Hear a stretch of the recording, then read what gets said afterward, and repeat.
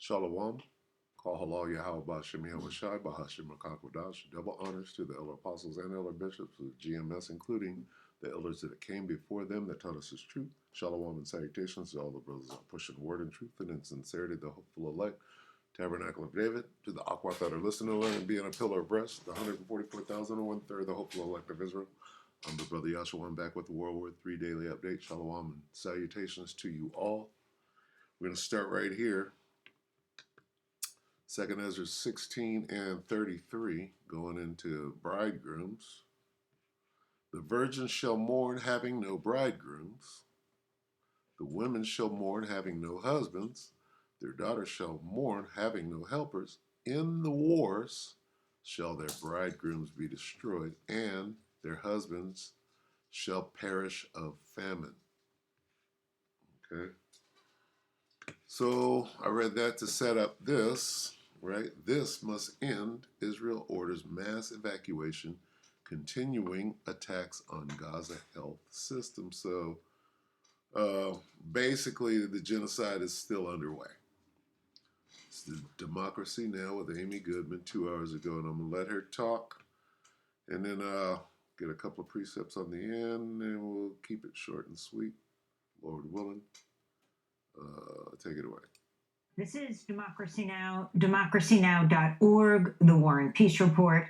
I'm Amy Goodman with Juan Gonzalez. In Gaza, an Israeli airstrike Tuesday afternoon on a building in Deir al-Balah. So this is as late as yesterday, Tuesday afternoon. Okay, for me on the West Coast, anyway. But this is a week ago. 2 hours ago, they posted this. She's talking about what happened yesterday, so keep that in mind. Building in Deir al-Balah, inside an Israeli declared safe zone, killed at least a dozen people, including 9 members of one family across 3 generations, grandparents, parents, and children as young as 3 years old. This according to the Associated Press. Among those killed was Dr. Hassan Hamdan, head of the burns and plastic surgery department at Nasser Hospital. So they bombed the hospital, which is off limits for bombing, right? Show you what's really going on over there. Civilians there were guns, and people were protecting themselves from Israeli soldiers coming in the hospital and shooting everybody up. Right? The family had fled their home in the middle of the night after the Israeli military ordered new evacuation orders for areas in southern Gaza, including eastern Rafah and Khan Yunis, Gaza's second largest city. The United Nations estimates up to 250,000 people live in the area covered by the evacuation order, which has triggered the 3rd mass displacement of Palestinians in Gaza in as many months. Over 1 million people have fled Rafah since May, following Israel's invasion there. And you got to understand what kettling is. Lord willing, we'll look up the definition of kettling. Tens of thousands have been displaced in the past week amidst a new Israeli offensive in the Shujaya neighborhood in Gaza City. So they're pushing them from one, you have to evacuate. These are civilians, okay? You're supposed to be fighting a war against soldiers, but what are you doing? You're pushing the civilians around. Let's see, kettling. Kettle.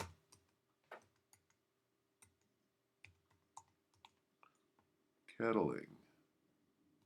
Let's see if it gives me what I'm looking for here. Okay. Confinement by police of a group of demonstrators or protesters in a small area as a method of crowd control. So, let me see.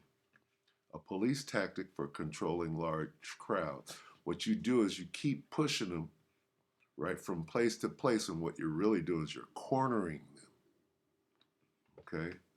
Kettling is what they're doing. Let's look at this, because they keep saying the same talking points. Crowd control by police and protest. No, these are refugees, basically. Kettling in Gaza.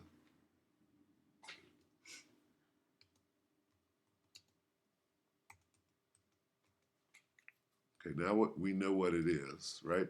See, this is an image of kettling. What you do is you close off certain streets and then you make people, you force them in a different direction. Here we go right here. So you leave them one way out and you're basically trapping. Kettling is trapping people. Okay, so what we're looking for, I took the bait, didn't I? Let me see. I want to, kettling in Gaza. See what this produces.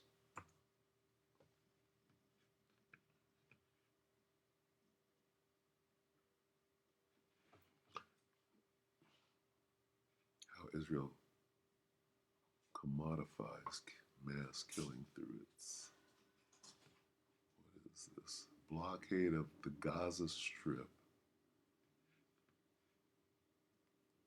So they're keeping that out. There are Israelis.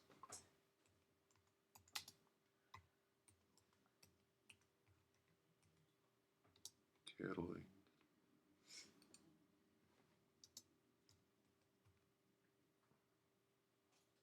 They spell Palestine, P-A-L-E-S-T. Palestine. Palestinians.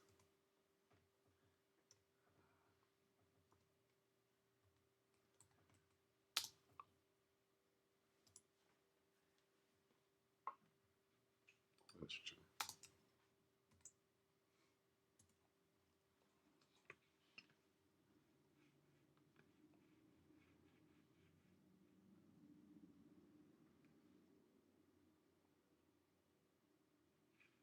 Killing.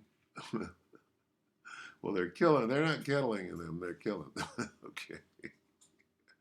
All right, good enough. So that's what they're doing. Okay, and if we go back and we listen to what Amy said, okay, what does it say? Mass evacuation. Israel orders new mass. So you tell them to go down to Rafah, right, where you'll be safe. And now you're getting pushed up out of Rafah to the next point. Where's the next point? Well, it's called Egypt. We're going to push you right over the border to Egypt. All right? Listen to a little more of that. Monday's evacuation order also prompted a frantic flight from European hospital in eastern Khan Yunis, one of the few remaining partially functioning hospitals in Gaza. The facility shut down after thousands of medical staff, patients, and displaced families seeking shelter on the hospital grounds evacuated overnight. The Red Cross said some families dragged patients in their hospital beds through the streets for up to 6 miles to reach safety. More than 37,900 Palestinians have been killed and over 87,100 wounded in Gaza since October. There's an unknown number of thousands dead in the rubble. We hope to reach Gaza momentarily, but first we go to London, where we're joined by Dr. James Smith, emergency medical doctor who returned from Gaza in June. He spent nearly 2 months treating patients at trauma stabilization points in Al-Mawasi and Rafah. He also worked in the emergency rooms of Al-Aqsa Hospital in Deir al-Balah and Al-Auda Hospital in Nuseirat. Tell us the latest that you're hearing, Dr. Smith, as the situation becomes ever more dire in Gaza.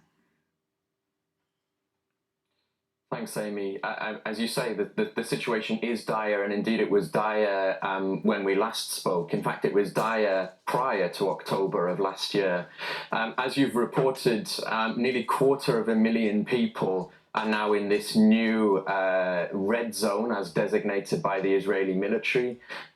We've heard reports, as you've mentioned, of caretakers and family members having to drag patients from the European Gaza hospital several kilometers in order to seek some degree of safety. Now, of course, that notion of safety is an incredibly fragile one in Gaza. We've heard repeatedly, and indeed I've seen it firsthand, that nowhere is safe in Gaza. As you've mentioned, Dr. Hamdan was killed along with members of his family yesterday in a supposedly safe area.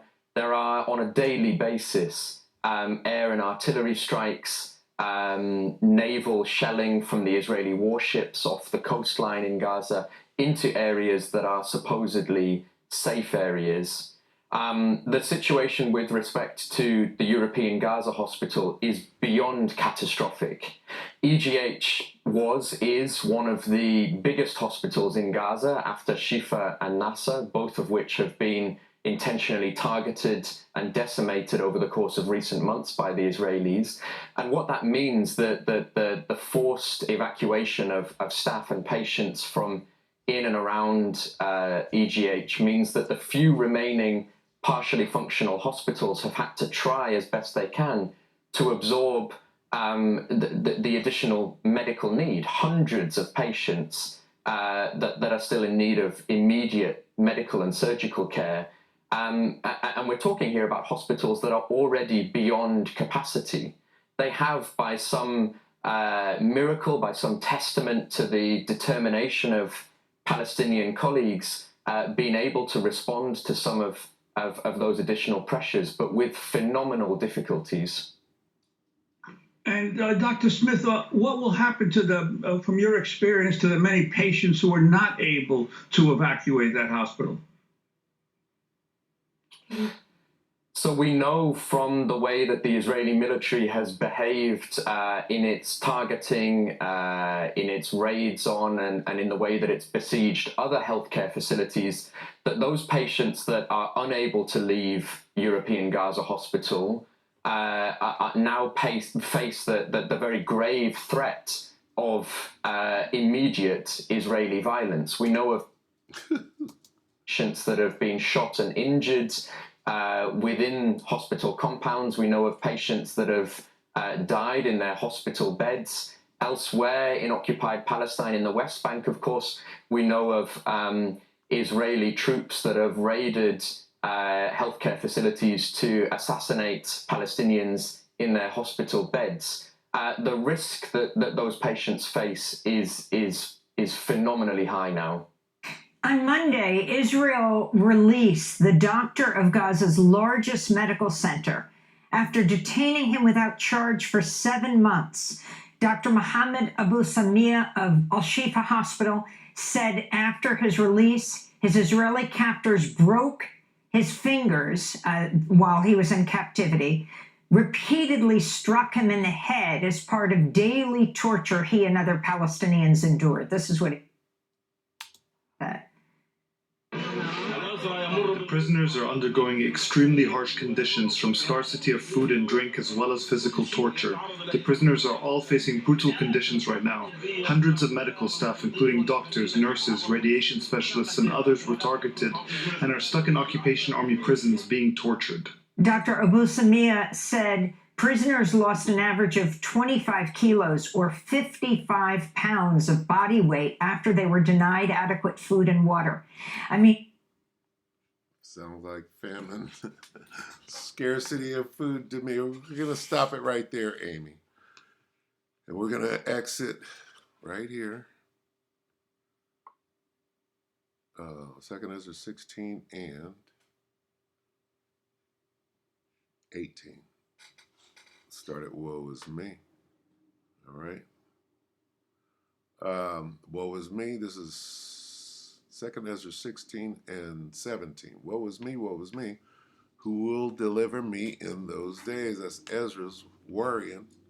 The beginning of sorrows and great mournings. The beginning of famine and great death. Are not those Palestinians going through that right now? The beginning of wars. And the power shall stand in fear. The beginning of evils. What shall I do when these evils shall come? Those evils have come to Palestina, right? To the land of Palestine. They're going through them evils right now. Behold, famine and plague, tribulation and anguish are sent as scourges for a minute. All right? So anyway, we'll end it right there. We hope that the elect are edified. That's the kind of shit that's going on out there. And it's coming to a city near you. You think you're going to escape this? No, it's coming here too. So get yourself ready. Stay vigilant. With that, we hope the elect were edified. You brothers and sisters, shalom.